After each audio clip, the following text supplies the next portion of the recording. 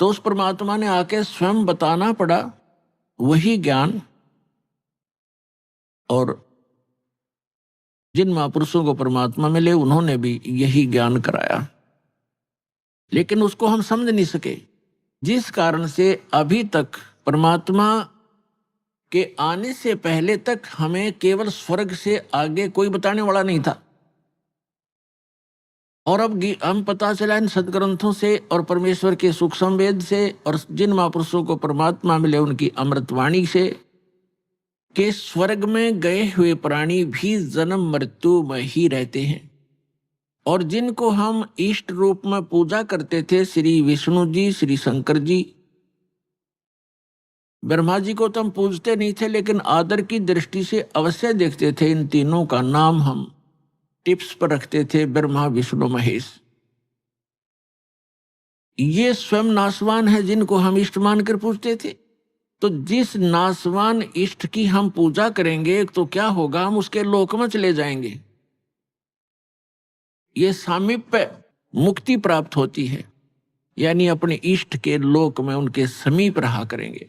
तो जब हमारे इष्ट ही मरेंगे, उनकी भी मृत्यु होगी, तो फिर वो तो जन्म मृत्यु फिर बनी रही, तो स्थायी स्थान नहीं हुआ वो।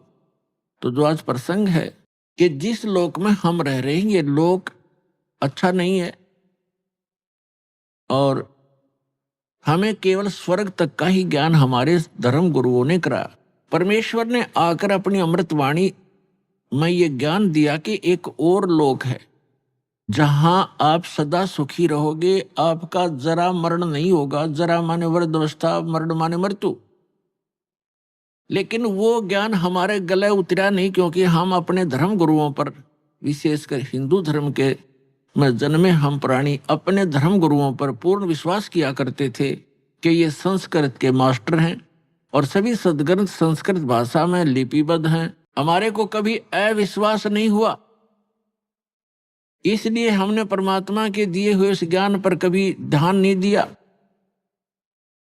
और साथ में ये भी हमारे एक इंजेक्शन लगा दिया करते कि कबीर जी तो अशिक्षित थे, उन्होंने संस्कृत पढ़ी नहीं, क्योंकि संस्कृत केवल ब्राह्मण ही पढ़ा करते थे। और कई ब्राह्मणों के पास गए, उनको संस्कृत नहीं पढ़ाई, इसलिए वो उठपटांग भाषा बनाकर गाते थे। ऐसी सोच थी हमारे इन ऋषि महर्षियों की, वो परमात्मा को समझ नहीं सके। और उस परमेश्वर की वाणी में ये पहले लिपिबद्ध था, जो हमारे सदग्रंथ भी बताते हैं। क्योंकि परमात्मा ने जो ज्ञान दिया वो अपने द्वारा रची हुई सृष्टि का और सारे विधान स्वयं बनाया हुआ था, वो अपनी सिंपल लैंग्वेज में बोल दिया। अब जो प्रसंग चल रहा है कि उस परमात्मा ने भी बताया था कि एक सतलोक है जहां जाने के बाद, जहां जन्म मृत्यु नहीं होती, जहां वृद्धावस्था नहीं है, वहां किसी चीज का अभाव नहीं है, वहां सब सदाबहार वृक्ष है, सदाबहार सब मेवा है और दूधों की नदियां बहती हैं। वहां पर अमृत के सरोवर भरे हुए हैं, मीठे जल के समुद्र भरे हुए, हीरे पन्ने ज्वारातों के वहां पहाड़ हैं, जो यहाँ पर मिट्टी और पत्थर के पहाड़ हैं, झरने बहते हैं, वहां वर्षा होती है, बगैर बादल के फुहार चल पड़ती है, सुंदर शरीर है आपका, कभी वृद्धावस्था नहीं होती, मृत्यु नहीं होती, वहां आपका परिवार होगा। जैसे धीरे धीरे यहाँ एक, पहले हम अकेले थे, विवाह हुआ जब 2 हो गए, बच्चे हुए जब 5-4 और हो गए, और फिर धीरे धीरे पोते पर पोते हो गए, तो हमारा कितना अच्छा परिवार और कैसा दिल लग रहा है। और 1 मिनट में ना जाने पोता मर जा, पोती मर जा, बेटा मर जा, बेटी मर जा, स्वयं की टिकट कट जा, तो खा के ये स्थान, तो वो स्थान है जहां पर हम कभी मरेंगे नहीं।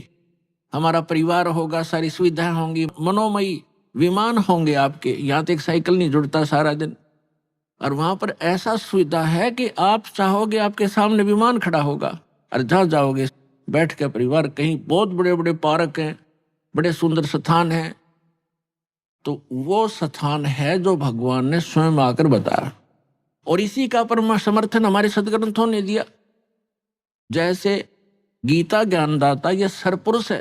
श्रीमद् भगवत गीता अध्याय नंबर 15 के श्लोक नंबर 16 और 17 में 3 पुरुष हैं। पुरुष माने प्रभु, स्वामी, मालिक, ब्रह्म कहो, पुरुष कहो, भगवान कहो, राम कहो, साहेब कहो। ये 3 पुरुष बताए, एक सरपुरुष, एक अक्षर पुरुष और 15वें अध्याय के गीता के 15वें अध्याय के 17वें श्लोक में सरपुरुष और अक्षर पुरुष से कोई और बताया जो श्रेष्ठ भगवान है, पुरुषोत्तम है। उत्तम पुरुष है तू अन्य परमात्मा इति उदाहरते। जिसको परमात्मा कहा जाता है वास्तव में वो पुरुष तो इन दोनों से, सरपुरुष और अक्षर पुरुष से कोई अन्य है, और वही तीनों लोकों में प्रवेश करके सबका धारण पोषण करता है। ये तीन पुरुष है, तीन प्रभु हैं। सरपुरुष इसको ब्रह्म बोलते हैं, हमारे ऋषि मुनि इसको ब्रह्म कहा करते हैं, और संतों ने इसको सरपुरुष सरब्रह्म ज्योत निरंजन काल की संज्ञा दी है परमेश्वर कबीर जी ने, और उन्हीं से परिचित महापुरुषों ने भी यही उनको बताया। तो दूसरा अक्षर पुरुष है, इसको दूसरे शब्दों में परब्रह्म भी कहते हैं, अक्षर ब्रह्म भी कहते हैं। जो सरपुरुष है जिसको ब्रह्म कहते हैं, जो काल है, वो केवल 21 ब्रह्मांड का प्रभु है, स्वामी है, मालिक है, राम है, खुदा है, अल्लाह है, साहिब है। वो कंप्लीट गॉड नहीं है, केवल 21 ब्रह्मांड का स्वामी है। एक ब्रह्मांड के अंदर पृथ्वी लोक, पाताल लोक, स्वर्ग लोक, और नीचे के तल रसातल आदि ये, और ऊपर के जैसे विष्णु जी का लोक, शिव जी का लोक, ब्रह्मा जी का लोक, धर्मराय का लोक, और एक ऊपर जो ब्रह्मलोक के अंदर डिवीजन है कई, उसमें भी भाग हैं। तो वो सारे मिला के एक ब्रह्मांड में एक ब्रह्मलोक भी है, एक मानसरोवर भी है। तो ये सारा मिला करके एक ब्रह्मांड है। ऐसे ऐसे 21 ब्रह्मांड है इस सरपुरुष के काल के, जिसके लोक में हम रह रहे। ये इतना ही प्रभु है, इतना ही स्वामी है। और दूसरा अक्षर पुरुष है। गीता अध्याय नंबर 15 के श्लोक नंबर 16 में 2 पुरुष हैं। अक्षर का अर्थ होता है जिसका नाश ना होता हो, अविनाशी। लेकिन ये अविनाशी लगता है लेकिन अविनाशी नहीं है। अक्षर पुरुष भी अविनाशी नहीं है, लेकिन इसको कहा गया है अविनाशी अक्षर पुरुष, इसलिए 15वें अध्याय के 17वें श्लोक में कहा है कि उत्तम पुरुष है तू अन्य परमात्मा इति उदाहरते। उत्तम पुरुष, श्रेष्ठ पुरुष तो इन दोनों से, सरपुरुष और अक्षर पुरुष से कोई और है। और जिसको परमात्मा, परमात्मा माने श्रेष्ठ आत्मा, वो पुरुषोत्तम तो कोई और है इन दोनों से। जिसको परमात्मा यानी श्रेष्ठ आत्मा, परमात्मा का सीधा सा अर्थ होता है जो केवल सुख दे, दुख ना दे। जो दुख दे वो परमात्मा कैसे रह गया, श्रेष्ठ आत्मा कैसे हो गया? तो हमने डेफिनेशन का भी नहीं पता था आज तक उस गॉड की जिसकी हम पूजा करने जा चले थे और पूजा कर रहे थे। तो हम ऐसे ही धूल अंधेरे में घूम रहे थे, जंगल में भटका रखे थे, हमें कोई रास्ता नहीं था। तो इसमें लिखा फिर ये लोग तर्रम आविश्य विवर्ती अवय ईश्वर है, जो तीनों लोकों में प्रवेश करके सबका धारण पोषण करता है, वो है अविनाशी परमात्मा, अवय ईश्वर है, वो है अविनाशी। ऊपर वाले को अक्षर पुरुष को भी अक्षर का अर्थ वैसे अविनाशी होता है, लेकिन ये रिजेक्ट कर दिया यहाँ पर कि इन दोनों से अन्य है जो वास्तव में अविनाशी है।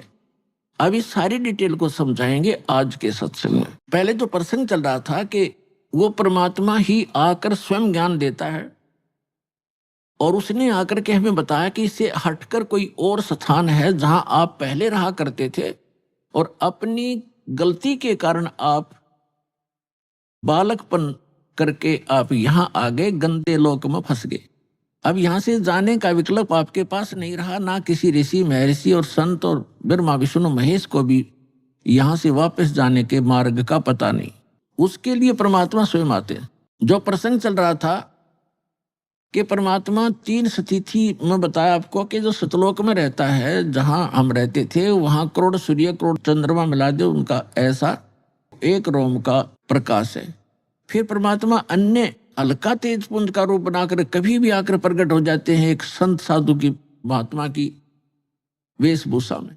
या तीसरी स्थिति, सेकंड स्थिति परमात्मा की यह प्रत्येक युग में वहां से चलकर आते हैं सहस्रीर कमल के फूल पर, एक सरोवर के अंदर कमल के फूल पर शिशु रूप धारण करके विराजमान होते हैं। वहां से निसंतान संपत्ति, जिनके बच्चे नहीं होते, उठा ले जाता है, और फिर उसकी परवरिश वहां होती है। फिर धीरे धीरे 5 वर्ष की आयु में ही वो बड़े बड़े विद्वानों के छक्के छुड़ाना शुरू कर देते अपने अध्यात्म ज्ञान के आधार से।